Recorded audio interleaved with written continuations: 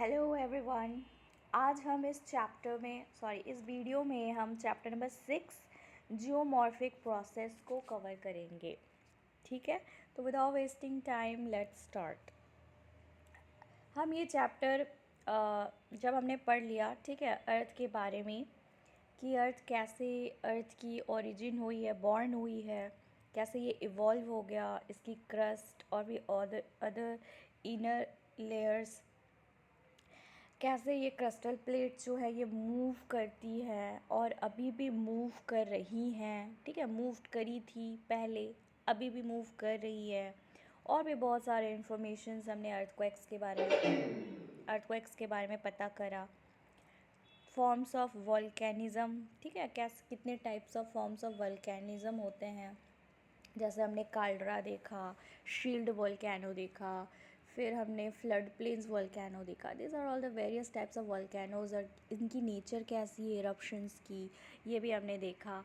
और रॉक्स के बारे में भी हमने पढ़ा, मिनरल्स के बारे में पढ़ा कि इग्नियस रॉक्स होती है, मेटामॉर्फिक रॉक होती है। फिर फर्दर हमने मेटामॉर्फिक रॉक्स को भी काफ़ी डिटेल से उसके बारे में भी पढ़ा। फिर हमने डिस्ट्रीब्यूशंस देखे कि कहाँ पर कौन से रॉक्स जो है वो फाउंड होती है। फिर हमने वॉल्केनिक लैंडफॉर्म्स देखा, इंट्रूसिव, एक्सट्रूसिव, जिसमें प्लूटोनिक रॉक हमने पहले बात की थी। फिर हमने बैथोलिथ्स, लैपोलिथ्स और फैकोलिथ्स और सिल्स और शीट्स के बारे में भी बात करी थी। फिर हमने और पीछे भी बहुत पीछे कॉन्टिनेंटल ड्रिफ्ट थ्योरीज देखा और India is still on move towards Russia, ठीक है, यूरेशियन प्लेट्स। तो ये सब हमने देखा था, इंडियन प्लेट जो है मूव हो रही है। तो ये सब जो चैप्टर हमने पढ़ा, फिर हमें एक क्लियर पिक्चर मिला, एक क्लियर आइडिया मिला कि how the earth has been formed and continuously changing, जो कि एक डायनेमिक है। ठीक है, वॉल्केनो हो रही है, उससे क्या हो रहा है, बहुत सारे अंदर के जो अर्थ की मटेरियल्स है वो बाहर आ रही है in the form of igneous rock, फिर वो सॉलिडिफाई हो रही है। फिर वही इग्नियस रॉक क्या हो रहा है, मेटामॉर्फिक रॉक्स में कन्वर्ट हो रही है, सेडिमेंट्री एंड मेटामॉर्फिक एक्जिनस प्रोसेस के थ्रू। सेडिमेंट्री आपको पता है, एक्जिनस प्रोसेस के थ्रू क्या होता है, उसकी फ्रेगमेंट्स में वो टूट जाते हैं छोटे छोटे रॉक्स। और इग्नियस रॉक को हम प्राइमरी रॉक भी बोलते हैं। ये चीज़ हमने कवर कर ली थी, ठीक है। और फिर इसके बाद हमने देखा कि जो टाइप्स ऑफ मेटामॉर्फिक रॉक्स होती है, जैसे हमने देखा था मेटामॉर्फिक्स मतलब चेंज ऑफ रॉक होता है, राइट, जिसमें प्रेशर, वॉल्यूम और टेम्परेचर कंसीडर की जाती है, जिसे हम शॉर्ट फॉर्म में पीवीटी बोलते हैं। और फिर हमने डायनेमिक मेटामॉर्फिज्म देखा था, ठीक है। फिर थर्मल मेटामॉर्फिज्म देखा था। और उसके बाद फिर ये सब टाइप्स ऑफ मेटामॉर्फिज्म हैं। और फिर हमने रीजनल मेटामॉर्फिज्म भी देखा था। फोलिएशियल लिनिएशन की बात की थी हमने। फोलिएटेड रॉक्स, 2 टाइप्स ऑफ हमने बात की थी मेटामॉर्फिक रॉक्स होते हैं, जिसमें foliated rocks and non foliated rocks होती है। फिर हमने रॉक साइकिल पता करा कि ये रिपीटेडली क्या हो रही है, रॉक जो है वो साइकिल प्रोसेस में चल रही है। तो फाइनली हमारा जो चैप्टर है वहाँ से ख़त्म हो जाता है। अब नेक्स्ट जो है वो जियोमॉर्फिक प्रोसेस आ जाती है। इसमें हम ऐसी फिनोमेना पढ़ेंगे कि कैसे ये भी इधर भी आपको जो है ना, जो अर्थ की रिलीफ आपको वेरिएशंस दिखेंगी, ठीक है, माउंटेन्स, प्लेट्यूज, प्लेन्स, ये सब जो रिलीफ वेरिएशंस आपको जो दिखती है, उसमें कैसे कॉन्टिन्यूसली वेयरिंग डाउन की प्रोसेस हो रही है, वीदरिंग प्रोसेस, ग्रेडेशन प्रोसेस बोलते हैं इसको, इरोजन हो रही है।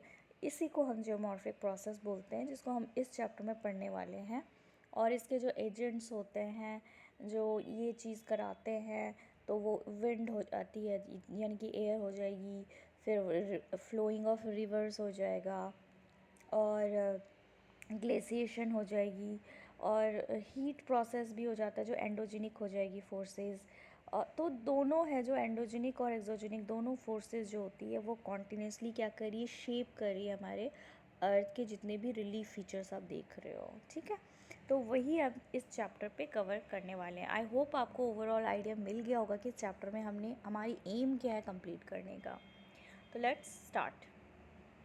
तो क्रस्ट जो है वो कंपोज्ड होती है, it is time to know in detail about the surface of the earth on which we live, ठीक है। हमें अभी ये समय है कि हमें अभी जानना है कि हमारा जो अर्थ है उसके अंदर क्या है, उसके अंदर हम जो जहाँ रह रहे हैं वो उसकी स्ट्रक्चर कैसी है, उसके पूरी डिटेल्स जानना है। क्योंकि हमारा ज्योग्राफी का ही हमने पढ़ा था कि जो बेसिक मतलब होता है, इसकी टर्मिनोलॉजी होती है अर्थ की, क्या होती है, डिस्क्रिप्शन, है ना। ज्योग्राफी वही होता है।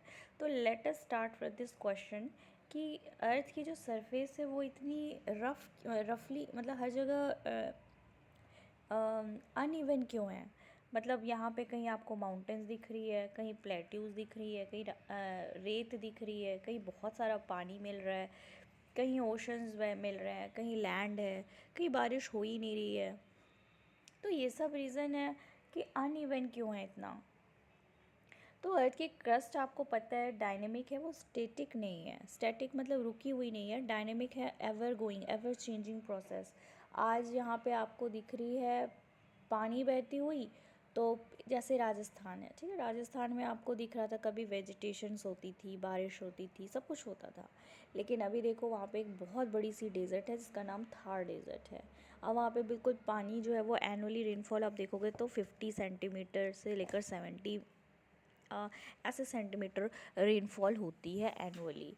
तो कहीं ना कहीं आप ये देख सकते हो कि जो अर्थ है वो कंटिन्यूसली शेप कर रहा है, चेंज हो रहा है, और हर फील्ड में चेंज हो रहा है, not only in physical features में, बट अब कल्चरल एस्पेक्ट भी देखो, या फिर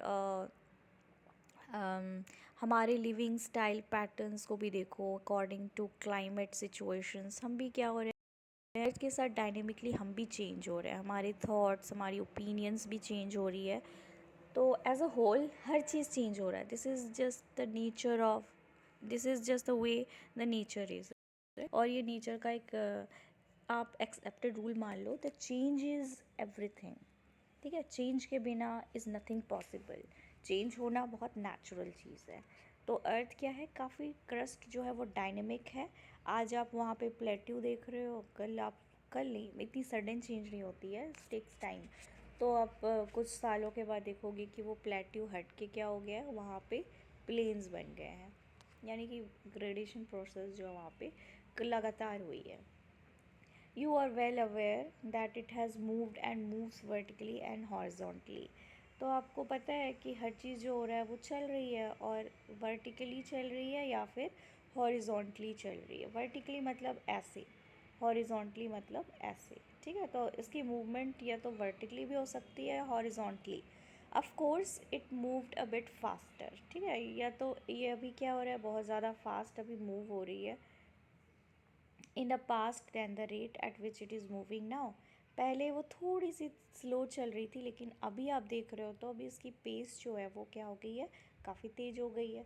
यहाँ की जो डिफरेंस है इंटरनल फोर्सेस की, वो ऑपरेट करती है from with in the earth which is built up the crust have been responsible for the variations of the in the outer surface of the crust।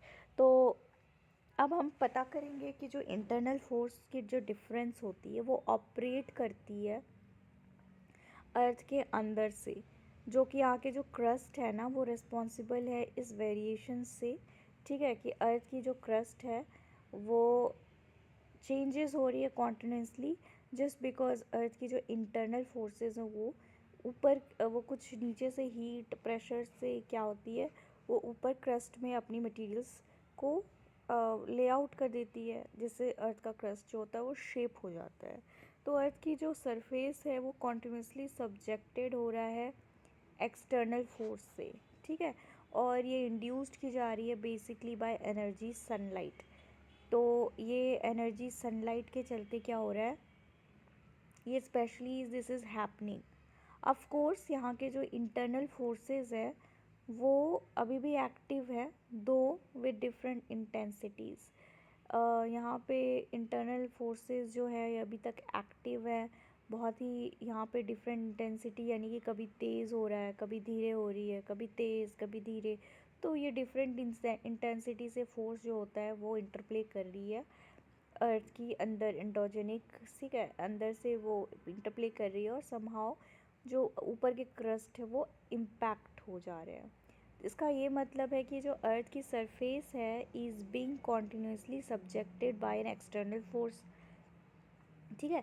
तो अर्थ की जो सरफेस है वो कॉन्टिन्यूसली क्या हो रही है, सब्जेक्टेड हो रही है एक्सटर्नल फोर्स से, जो कि ऑरिजिनेट हो रही है अर्थ के एटमॉस्फेयर और internal forces from with in the earth, यानी कि ऊपर से भी हो रही है एक्सटर्नली एंड इंटरनली भी अर्थ से क्या हो रही है, इंटरप्ले से हो रही है अर्थ की शेपिंग। तो इसी को हम बोलते हैं एक्सटर्नल फोर्स, जिसको हम एक्सोजेनिक फोर्स बोलते हैं, ठीक है। और इंटरनल फोर्स जो हो जाती है उसको हम एंडोजेनिक फोर्सेस बोल सकते हैं, या फिर आप इंटरनल भी बोल सकते हो, इंटरनल सॉरी एक्सटर्नल फोर्सेस बोल सकते हो एक्सोजेनिक को, इंटरनल फैक्टर्स बोल सकते हो, इंटरनल फोर्सेस बोल सकते हो एंडोजेनिक को। तो ये जो एक्शंस ऑफ एक्सोजेनिक फोर्सेस है ये रिजल्ट करता है टूटना फूटना, ठीक है। वेयरिंग डाउन मतलब क्या होता है, डिग्रेडेशन बोलते हैं इसको, ज्योग्राफिकल टर्म है, इसका मतलब बस टूटना ही होता है, ठीक है। कोई भी मान लो रिलीफ एलिवेशंस हैं, कोई भी उठी हुई चीज़ें हैं अर्थ में, जैसे कि मान लो रिलीफ में माउंटेन प्लेट्यूज आ जाएंगे या एलिवेशंस वही होते हैं, तो वो क्या होगा, उसकी जो लेयर है आउटर सरफेस वो डिग्रेड हो जाएगी, यानी कि उसकी परतें जो है ना, लेयर जो है वो टूटने लगेंगी, एंड फिलिंग अप एग्रेडेशन। और कभी कभी आप देखो लावा फटा, किसी वैक्यूम को वो क्या कर रहा है, फिलअप कर रहा है, तो एग्रेडेशन की प्रोसेस भी हो रही है। तो डिग्रेडेशंस एंड एग्रेडेशंस ये दोनों हो रही है, ओबेशंस डिप्रेशंस अर्थ की सरफेस की। तो ये जो फेनोमेना है ना, wearing down of relief variations of the surface of the earth through erosion, इसको हम ग्रेडेशन बोलते हैं, ठीक है। और एंडोजेनिक, एंडोजेनिक जो होती है ये फोर्सेस जो है कॉन्टिन्यूसली क्या कर रही है, एलिवेट कर रही है या बिल्डअप कर रही है parts of the earth surface, and hence the exogenic processes fail to even out the relief variations of the surface of the earth. तो देखो यहाँ पे यही लिखा हुआ है कि अर्थ की जो एंडोजेनिक फोर्स होती है ना वो बिल्डअप करती है, और बाहर की जो एक्सोजेनिक फोर्स जो होती है वो क्या करती है, वो डिग्रेड करती है, तोड़ती है, विदरिंग करती है। तो यहाँ पे जो एक्सोजेनिक फोर्स है वो क्या कर रही है, वो फेल हो जा रही है, ठीक है। ये प्रोसेस फेल हो जा रहा है कि जो relief variations of surface of earth को हटाने का, क्योंकि वो तो फिर से दोबारा क्या हो जा रहा है, फिर से वो बिल्डअप हो जा रही है। सो ये जो वेरिएशन जो है ना remain as long as the opposing actions of exogenic and endogenic process continue। तो ये वेरिएशंस आपको तब तक देखने को मिलेंगी जब तक ये दोनों फोर्सेस अपना इंटरप्ले करते रहेंगी, एक तोड़ रहा है एक बना रहा है, एक तोड़ रहा है एक बना रहा है, ठीक है। आप ऐसे देख सकते हो, ऐसे ही है। इन जनरल टर्म्स अगर हम देखें तो एंडोजेनिक फोर्सेस जो होती है मेनली लैंड बिल्डिंग फोर्सेस करती हैं काम, एंड एक्सोजेनिक फोर्सेस जो मेनली लैंड वेयरिंग फोर्सेस है, ठीक है। लैंड को तोड़ना फोड़ने वाला काम कौन कर रहा है, एक्सोजेनिक, और एंडोजेनिक जो है वो बिल्डिंग कर रही है, ठीक है। The surface of the earth is sensitive. अब जो अर्थ का सरफेस है वो क्या है, काफ़ी सेंसिटिव है। ह्यूमंस ने यहाँ पे डिपेंड करा है अपनी sustenance and have been using it extensively and intensively. हम ह्यूमंस काफ़ी डिपेंडेंट हो गए हैं अपनी जीविका चलाने के लिए, ठीक है। हम एक्सटेंसिवली और इंटेंसिवली इसको यूज़ कर रहे हैं लैंड की सरफेस को, not only us but all living organisms. So ये ज़रूरी है हमें समझना इट्स नेचर, कि सरफेस की हम नेचर को समझें, कैसे यूज़ करना है इसको बहुत सही तरीके से इफ़ेक्टिवली, ताकि हम नेचर का जो बैलेंस है उसको डिस्टर्ब ना करें, और जो फ्यूचर में डिमिनिश हो जाएंगी यानी ख़त्म होने की जिसकी संभावनाएं हैं, पोटेंशियल है, उसको फ्यूचर में हम उसको डिस्टर्ब, उस बैलेंस को ना करें कि वो ख़त्म हो जाए, ठीक है, जिसको हम सस्टेनेबल डेवलपमेंट भी बोलते हैं। ऑलमोस्ट हर ऑर्गेनिज़म जो है वो कंट्रीब्यूट करते हैं कि सस्टेन करना है अर्थ का एनवायरनमेंट, ठीक है, कंट्रीब्यूट करते हैं, हिस्सा अपना प्ले करते हैं। आप सिर्फ ह्यूमन को मत देखना कि सिर्फ ह्यूमन जो है यहाँ पे कंट्रीब्यूट कर रहे हैं यहाँ पे सस्टेनेबिलिटी, नहीं, यहाँ पे हर ऑर्गेनिज्म जो है अर्थ में जो है वो सब क्या कर रहे हैं, अर्थ की जितनी भी एनवायरनमेंट है, खुद की जो एनवायरनमेंट है उसमें वो भी क्या कर रहे हैं, खुद को हिस्सा दिए हैं सस्टेनेबिलिटी डेवलप करने के लिए, ठीक है। सबकी अपनी क्या है, अर्थ में कंट्रीब्यूशन है सस्टेनेबिलिटी को मेंटेन रखना। हाउएवर ह्यूमंस ने, अभी आप देख रहे होगे, काफ़ी ज़्यादा एक्सटेंसिव डैमेज करा एनवायरनमेंट को, और somehow there is one of the most prime reason that that the humans are responsible for the hole in ozone layer, है ना।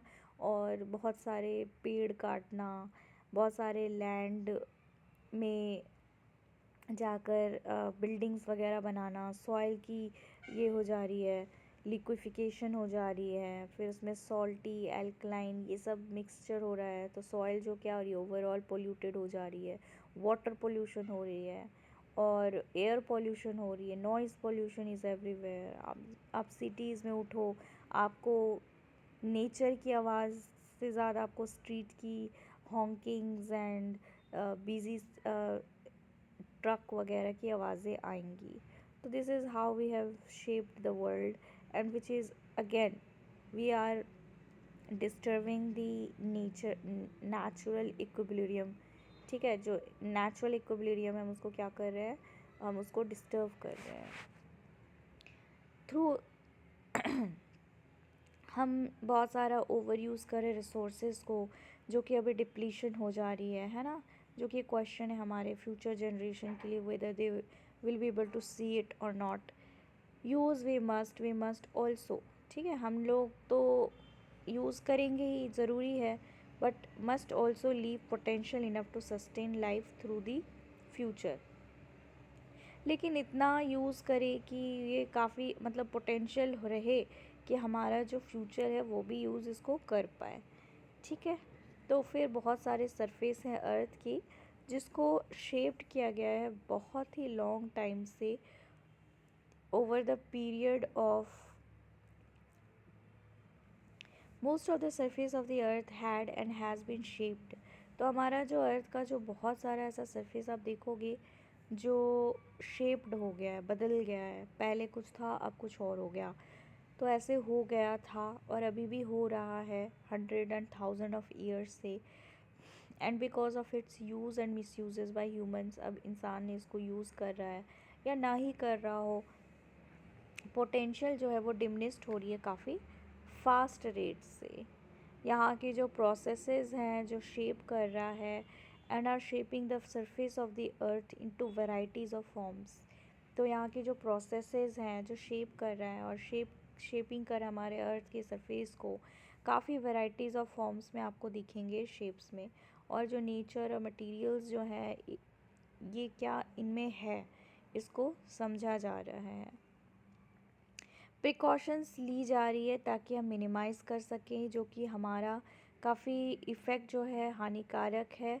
हम जो चीज़ यूज़ कर रहे हैं हम उसको क्या करेंगे, प्रिज़र्व भी करेंगे ताकि आगे हम चलते रहें, ठीक है। अपने आगे वालों लोग के लिए भी क्या करें, उनके लिए भी, पोस्टेरिटी के लिए भी हम आगे उसको प्रिज़र्व करते चलें। जियोमॉर्फिक प्रोसेस ओवरऑल देख लेते हैं। You would like to know the meaning of geomorphic process. अब जियोमॉर्फिक प्रोसेस का हम मतलब देख लेते हैं कि भाई ये चीज़ होती क्या चीज़ है, जो हम इस चैप्टर में बेसिकली ध्यान से पढ़ रहे हैं।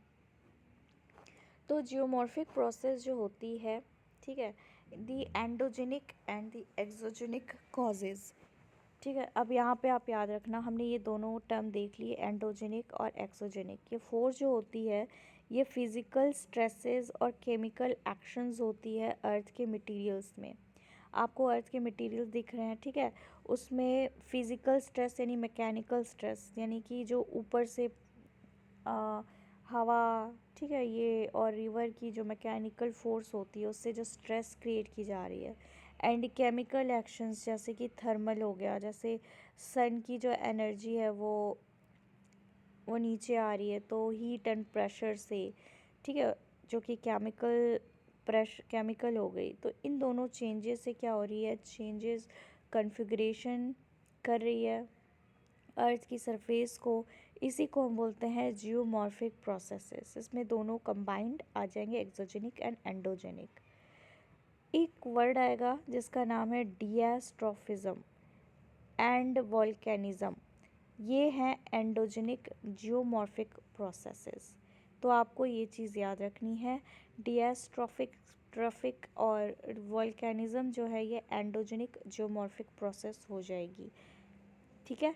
These have already been discussed in brief in the preceding unit. तो हमने पहले यूनिट में ही अच्छे से पढ़ लिया है व्हाट इज़ वोल्केनो और एंडोजेनिक। तो आपको तो पूरा क्लियर पिक्चर आ ही गया होगा कि इधर पे क्या चीज़ की बातें की जा रही है। वीदरिंग जो है मास वेस्टिंग, ठीक है, सॉरी, वीदरिंग हो गई, मास वेस्टिंग, इरोजन, डिस्पोजिशंस, ये सब जो होती है ना, ये आपको एक्सोजेनिक जियोमॉर्फिक प्रोसेसेस में मिल जाएगी। These exogenic processes are dealt with in detail in this chapter। तो ये जो एक्सोजेनिक प्रोसेस होती है ये डिटेल आप इस चैप्टर में पढ़ोगे। Exogenic element of nature like water, ice, wind.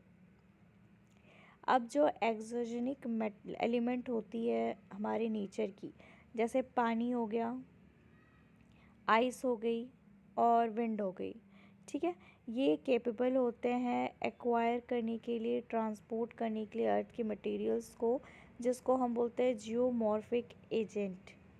ठीक है, जैसे विंड जो है वो एक जगह से दूसरी जगह चीज़ें को ले जाती है, ठीक है, ये एक फोर्स है, तो ये हो जाएगा एक जियोमॉर्फिक एजेंट। दूसरा आइस हो जाएगी, आइस भी क्या करती है, वो एक जगह से दूसरी जगह उसको ट्रांसपोर्ट कर देती है, सेम लाइक वाटर। ठीक है, ये तीनों जो है ये एक्सोजेनिक एलिमेंट्स हैं जो ट्रांसपोर्ट कर देते हैं अर्थ की मटेरियल्स को, इसलिए इनका नाम है जियोमॉर्फिक एजेंट। जब ये एलिमेंट जो है, the elements of nature becomes mobile due to gradients. अब ये चीज़ चलती कैसे है, क्योंकि इनमें ग्रेडियंट्स होते हैं। They remove the materials and transport them over slopes and deposits them at lower level. अब ये क्या करते हैं, इस टूटे हुए ग्रेडियंट से जो छोटे छोटे पार्ट्स होते हैं, ठीक है, इनको तो पहले वो मटेरियल से रिमूव कर देते हैं। ठीक है, जैसे माउंटेन है तो माउंटेन का जो अपर लेयर है उसको तोड़ फोड़ के क्या कर दिया, एक जगह से दूसरी जगह जाके ट्रांसपोर्ट कर दिया और डिपॉजिट कर दिया। तो slopes and deposits them at lower level. तो बहुत ही लोअर लेवल में ये क्या करते हैं, स्लोप्स को तोड़ फोड़ के यहाँ पे डिपॉजिट कर देते हैं। तो geomorphic processes and geomorphic agent जो होते हैं वो स्पेशली आप बोलोगे एक्सोजेनिक होते हैं, unless stated separately are one and the same. ठीक है, A process is a force applied on earth materials affecting the same। अगर कोई प्रोसेस है और कोई प्रोसेस फोर्स है, अगर वो अर्थ में अप्लाई किया गया उस मटेरियल अफेक्टिंग, ठीक है, वो कोई फोर्स अप्लाई किया गया कोई मटेरियल में, तो ये भी उसका इफेक्ट होगा, सेम होगा। एजेंट जो होता है वो एक मोबाइल मीडियम होता है, जैसे कि चलती हुई पानी हो गई, आइस बहुत मूव कर रही है मासेस में, विंड हो गई, वेव्स, करेंट्स, ये सब हो जाते हैं geomorphic agents which removes, transports and deposits earth materials. Remove कर देते हैं तोड़ फोड़ करके, फिर क्या करते हैं, उसको ट्रांसपोर्ट कर देते हैं, एक जगह से दूसरी जगह भेज देते हैं, और वहाँ पे भेजने के बाद डिपॉजिट्स कर देते हैं अर्थ की मटेरियल्स को। रनिंग वाटर हो गई, ग्राउंड वाटर हो गई, ग्लेशियर्स हो गए, विंड हो गई, वेव्स हो गई, करेंट्स हो गए, ये सब एक्सेट्रा, इसको हम बोलते हैं जियोमॉर्फिक एजेंट्स। ठीक है, आई होप आपको पता चल गया होगा। Do you think it is essential to distinguish geomorphic agents and geomorphic processes? आपको ज़रूरी है इसको डिस्टिंग्विश करना, ये क्वेश्चंस पूछी गई है। तो gravity besides being a directional force activating all downslope movements of matter also causes stresses on the earth's material। अब आपको याद रखना है कि ग्रेविटी भी जो होता है ना, ये भी एक है, एक फोर्स है, ठीक है, डायरेक्शनल फोर्स, जो जितने भी डाउन स्लोप मूवमेंट्स होती हैं तो उसको एक्टिवेट कर देता है। एक्टिवेटिंग जो भी जैसे बह रही है तो वो नीचे ही लास्ट में तो मैटर जो है वो नीचे ही गिरेगी ना, तो अर्थ की मटेरियल में भी स्ट्रेस वो डालती है। Indirect gravitational stresses activate wave and tide. अब जो ग्रेविटेशनल स्ट्रेसेस जो होती हैं, आपको पता है आपने करंट्स एंड वेव्स में पढ़ा था कि जो विंड्स होती हैं और जो ओशन की जो वेव्स टाइड्स आते हैं वो सब की इंटरप्ले हमने पढ़ा था कि कैसे मून जो है वो ग्रेविटी खींचता है ना, ओशंस की टाइड को। तो low tide, neap tide, high tide, हमने ये सब देखा था। Without gravity and gradients there would be no mobility. अब ग्रेविटी ना हो, ग्रेडियंट्स भी ना हो, तो क्या होगा, कोई भी डिपोजिशंस की मोबिलिटी नहीं होगी, वो ट्रांसपोर्ट नहीं होगी, तो इरोज़न नहीं होगी, ट्रांसपोर्टेशन नहीं होगी, डिपोजिशन भी पॉसिबल नहीं है। सो ग्रेविटेशनल स्ट्रेसेस बहुत ज़रूरी है ये जियोमॉर्फिक प्रोसेस के लिए। तो ग्रेविटेशनल स्ट्रेसेस जो होती है वो इम्पॉर्टेंट होती है जियोमॉर्फिक प्रोसेसेस को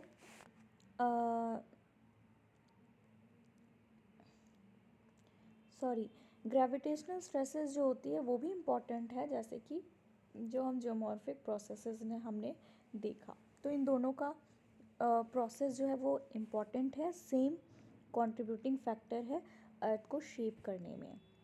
ग्रेविटी एक ऐसी फोर्स है जो हमें keeping us in contact with the surface, ठीक है, हमें रखता है सरफेस से कॉन्टैक्टेड। ये फोर्स है जो स्विच ऑन करता है movement of all surfaces material on the earth, ठीक है, पूरे मटेरियल जो है अर्थ को उसको मूवमेंट कौन देने वाला काम करता है, तो ये करते हैं ग्रेविटेशंस।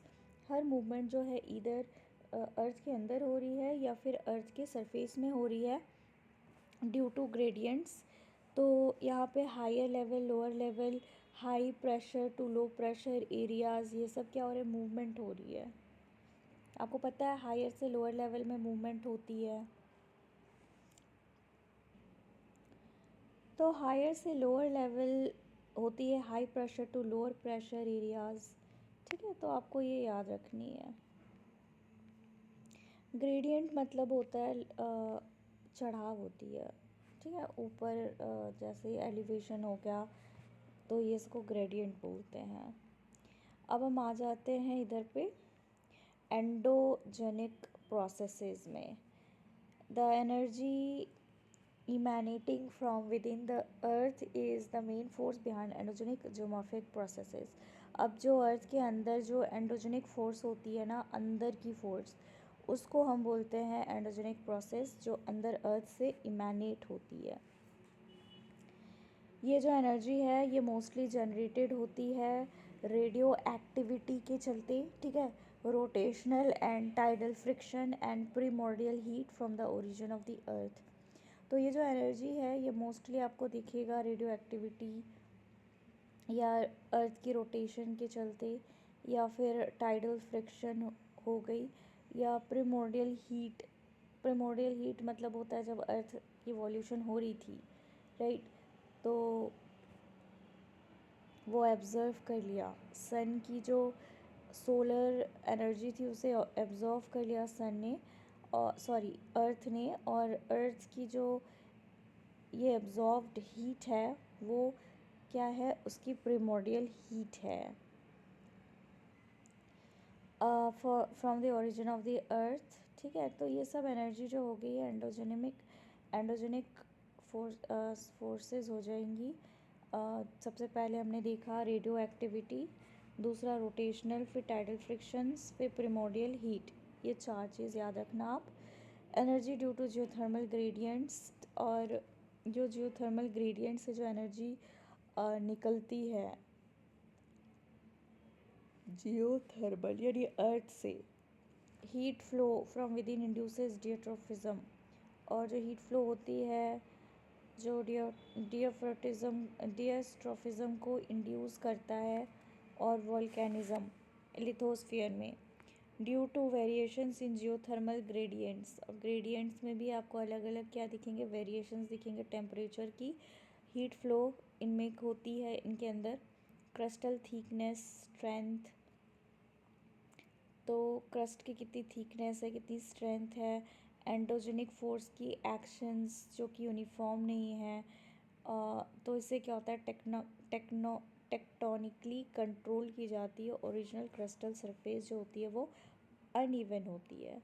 अब हम डिएस्ट्रोफिज्म देखते हैं, जो हर प्रोसेस जो मूव करती है, एलिवेट होती है, बिल्डअप होती है अर्थ के क्रस्ट की पोर्शंस की, तो वो डिएस्ट्रोफिज्म बोलते हैं इसको। ठीक है, एक से दूसरी जगह जाना, ऊपर हो जाना, एलिवेशन हो जाना, ठीक है, या बिल्डअप हो जाना, तो इस वो पोर्शंस ऑफ अर्थ को हम बोलते हैं डिएस्ट्रोफिज्म। ठीक है, दे इंक्लूड, एक मिनट, तो इसमें क्या आ जाएगा, दे इंक्लूड ऑरिजेनिक प्रोसेसेस। इसमें ऑरिजेनिक प्रोसेसेस होते हैं जिसमें माउंटेन बिल्डिंग, ऑरिजेनिक मतलब होता है माउंटेन बिल्डिंग। ठीक है, through severe folding and affecting long term narrow belts of the earth's crust. ठीक है, अर्थ क्रस्ट के नैरो बिल्डिंग जो होती है, नैरो बेल्ट्स होते हैं, वो क्या हो जाते हैं, इम्पैक्ट में आ जाते हैं, बहुत ज़्यादा सीवियर फोल्डिंग हो जाती है तब। फिर एपी इरोजेनिक फोर्स प्रोसेसेस, जैसे अपलिफ्ट होती है, warping of large parts of the earth crust. फिर अर्थक्वेक्स जो होती है local, involves local relatively minor movements, छोटे छोटे माइनर मूवमेंट्स कर लेते हैं जब अर्थक्वेक आती है। प्लेट टेक्टोनिक्स, जब हॉरिजॉन्टली मूवमेंट करते हैं क्रिस्टल प्लेट्स में। तो ये जो प्रोसेस है ना ओरिजिनी का, the crust severely deformed to folds में डिफॉर्म्ड जो होते हैं वो फोल्ड्स में ही हो जाते हैं change due to epeirogeny. They are simple deformations. Orogeny जो माउंटेन बिल्डिंग प्रोसेस, एपिरोजेनी जिसमें कॉन्टिनेंटल बिल्डिंग होती है प्रोसेस। तो ये सब प्रोसेसेस जो है ओरिजिनी, एपिरोजेनी, अर्थक्वेक्स, प्लेट टेक्टोनिक्स, ये फॉल्टिंग फ्रैक्चर्स क्रस्ट में, तो ये सब पूरे प्रोसेस जो होते हैं ये प्रेशर कॉज करते हैं, वॉल्यूम टेम्परेचर जिसको पीवीटी बोलते हैं, जिससे क्या होता है, मेटामॉर्फिज्म ऑफ रॉक्स होती है। एपिरोजेनी, ओरिजिनी, साइड द डिफरेंस। फिर आता है वॉल्केनिज्म, ये इंक्लूड करेगा मूवमेंट ऑफ मोल्टेन मैग्मा। कहाँ, तो अर्थ के सरफेस में आ जाना मैग्मा का, तो ये फॉर्मेशन करेगा बहुत सारे intrusive and extrusive volcanic forms को। बहुत सारे एस्पेक्ट्स हैं वॉल्केनिज्म का जिसको हमने पहले ही डिटेल में वॉल्केनोज़ के अंदर यूनिट 2 में हमने पढ़ा, इग्नियस रॉक्स। ठीक है, पहले चैप्टर्स में। फिर एक्सोजेनिक फोर्स प्रोसेसेस में आते हैं। एक्सोजेनिक प्रोसेस जो है ये वैसी एनर्जी है जो एटमॉस्फेयर से हमने डिटरमाइन की है, अल्टीमेट यानी कि कंप्लीट एनर्जी फ्रॉम द सन। ठीक है, सबसे फाइनल एनर्जी जो होती है सन की, and also the gradients created by tectonic factors, और जो ग्रेडियंट्स बनी है टेक्टोनिक फैक्टर्स से वो भी एक्सोजेनिक फोर्सेस में आ जाएंगी। ग्रेविटेशनल फोर्स जो होती है वो अर्थ में एक्ट करती है। ठीक है, फोर्स अप्लाई होती है अर्थ में, तो इससे मटेरियल्स जो होते हैं sloping surface, materials having a sloping surface, जिनका जो मटेरियल्स होते हैं इनके स्लोपिंग सरफेस होती है इस तरह की। ठीक है, ये क्या करते हैं, प्रोड्यूस करते हैं movement of matter in down slope directions, नीचे गिरने लग जाती है। तो फोर्स जो अप्लाइड होती है पर यूनिट एरियाज़ को हम स्ट्रेस बोलते हैं। स्ट्रेस प्रोड्यूस्ड होती है कोई भी सॉलिड में, अगर आप उसको पुश करोगे या फिर पुल करोगे, इन दोनों वे से। तो स्ट्रेस जब प्रोड्यूस होती है सॉलिड में पुशिंग या पुलिंग के थ्रू, तो ये इंड्यूस करेगा डिफॉर्मेशंस। ठीक है, उसकी आकार बदल जाएगी। मान लो कभी ऐसी थी, अब कैसी हो जाएगी, ऐसी हो जाएगी, ऐसी। ठीक है, टूट जाएगी, क्योंकि डाउनवर्ड स्लोप में वो क्या हो गया, विदरिंग, गिर गई नीचे। तो forces acting along the faces of each material are shear stress separating force. ये क्या कर देते हैं, उसको उस चीज़ से अलग कर देते हैं अर्थ की मटेरियल को जो पहले था। It is this stress that breaks rocks and earth materials, तोड़ देती है रॉक्स को या अर्थ के अलग मटेरियल्स को, the shear stretches result in angular displacement और slippage. स्लिपेज मतलब नीचे गिर जाना, स्लिप हो जाना, एंगुलर डिस्प्लेसमेंट कर देती है, ठीक है, इसका ये रिजल्ट होता है. बिसाइड्स इसके अलावा ग्रेविटेशनल स्ट्रेस जो होती है अर्थ मटेरियल्स का, वो subjected to molecular stresses that may be caused by number of factors amongst which temperature changes. अब यहाँ पे आपको याद रखना है कि जो ग्रेविटेशनल स्ट्रेस होती है अर्थ की मटेरियल्स में, वो भी क्या होता है, मॉलिक्यूलर स्ट्रेसेस उसमें दी जाती है, जिससे बहुत सारे फैक्टर्स जो हैं, जैसे टेम्परेचर बदल गया, क्रिस्टलाइजेशन हो गया, मेल्ट हो गई, ठीक है, ये सब कॉमन है. केमिकल प्रोसेसेस जो होती है वो भी क्या करता है, लूज़ कर देता है इनके जो बॉन्ड्स हैं ग्रेन्स के बीच में, जिससे डिज़ोल्व हो जाती है सॉल्युबल मिनरल्स, सीमेंटिंग मटेरियल्स. तो ये बेसिक रीज़न है जिससे विदरिंग, मास मूवमेंट्स हो जाता है, इरोजन जो होती है वो स्ट्रेस में डेवलप हो जाती है, और यहाँ पे हर मटेरियल्स जो होते हैं उनकी जो बॉन्ड्स हैं वो क्या हो जाते हैं, सेपरेट हो जाते हैं, स्ट्रेस आ जाती है, ठीक है, चेंज हो जाता है उनका फॉर्म. तो टेम्परेचर, प्रेसिपिटेशंस, ये भी दो फैक्टर्स हो गए, क्लाइमेटिक एलिमेंट्स हैं ये, जो कि कंट्रोल करते हैं बहुत सारे वेरियस प्रोसेसेस को. एक्सोजेनिक जियोमॉर्फिक प्रोसेसेस को कवर की गई है जनरल टर्म में, जिसको बोलते हैं डिनूडेशन, ठीक है. डिनूड मतलब होता है स्ट्रिप ऑफ और टू अनकवर, ठीक है. उसको नूड मतलब होता है बिल्कुल नंगा, डिनूड मतलब होता है पूरी तरह से स्ट्रिप ऑफ या अनकवर्ड कर दिया गया हो, ठीक है, सेम मीनिंग. और weathering, mass wasting movements, erosions, transportations, ये सब इंक्लूडेड होते हैं डिनोडेशन में. वीदरिंग भी आ जाएगा, मास वेस्टिंग मूवमेंट्स आ जाएंगी, इरोजन हो जाएंगी, ये सब आ जाएगा. The flow chart gives the denudation processes and the respective. 6.1 flow chart में आप देखोगे तो उसमें डिनोडेशन प्रोसेस को अच्छी तरह से डिपिक्ट की गई है. ये नीचे फ्लो चार्ट है. Driving forces is it should become clear from this chart that for each processes there exists a distinct driving force और energy. अगर इस चार्ट को देखोगे तो आपको अच्छे से पता चल जाएगा कि इस प्रोसेस में कैसे उस एनर्जी या फोर्स को कैसे ड्राइव किया गया है, ठीक है, कैसे ये पर्टिकुलर चीज़ जो कैसे ड्राइव कर रहा है बाकी मूवमेंट्स को, कैसे denudation process is being carried out. तो यहाँ पे बहुत सारे डिफरेंट क्लाइमेटिक रीजन्स हैं जो कि वेरिएशंस आपको देखने को मिलेंगे. थर्मल ग्रेडियंट्स लैटिट्यूडनल से क्रिएट होती है, सीजनल लैंड वाटर स्प्रेड है पूरे सरफेस ऑफ अर्थ में. एक्सोजेनिक जियोमॉर्फिक प्रोसेसेस वेरी करता है रीजन टू रीजन. यहाँ जो डेंसिटी है, डिस्ट्रीब्यूशन की टाइप्स है, वेजिटेशन से लार्जली डिपेंड करते हैं. प्रेसिपिटेशन, टेम्परेचर भी एक्सर्ट करता है इन्फ्लुएंस इनडायरेक्टली एक्सोजेनिक और एक्जियोमॉर्फिक प्रोसेस में.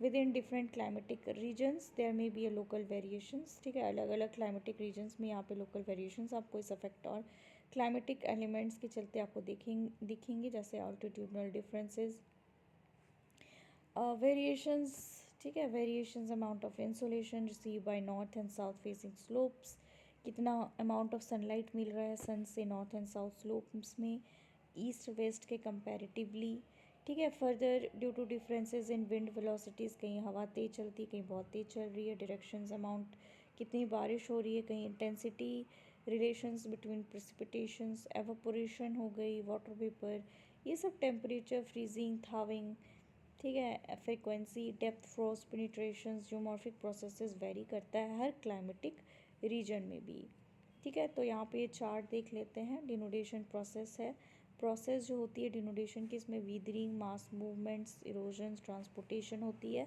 वीदरिंग में gravitational, molecular stresses and chemical actions आ जाएंगे.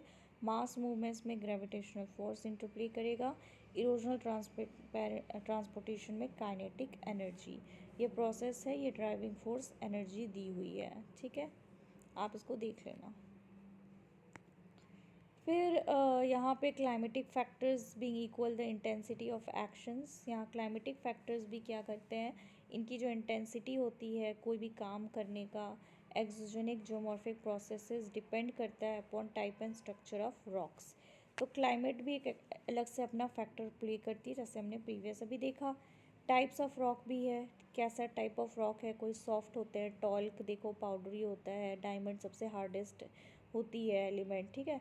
तो ये जो स्ट्रक्चर इंक्लूड है, ये aspects of rocks, folds, faults, orientation, inclination, beds, presence, absence of joints, bedding, planes, hardness, softness, constituent materials में क्या क्या हैं, केमिकल सस्पेक्टिबिलिटी, कौन से केमिकल्स हैं उसमें, ठीक है, मिनरल कॉन्स्टिट्यूएंट्स, परमिएबिलिटी, कितने उसमें परमिएबिलिटी है, इम्पर्मिएबिलिटी मतलब उसमें कितने ऑब्जर्व किया जा सकता है वो, उसकी पारदर्शी है, उसकी सरफेस, वो सब चीज़ इधर डिपेंड करता है, एक्सेट्रा।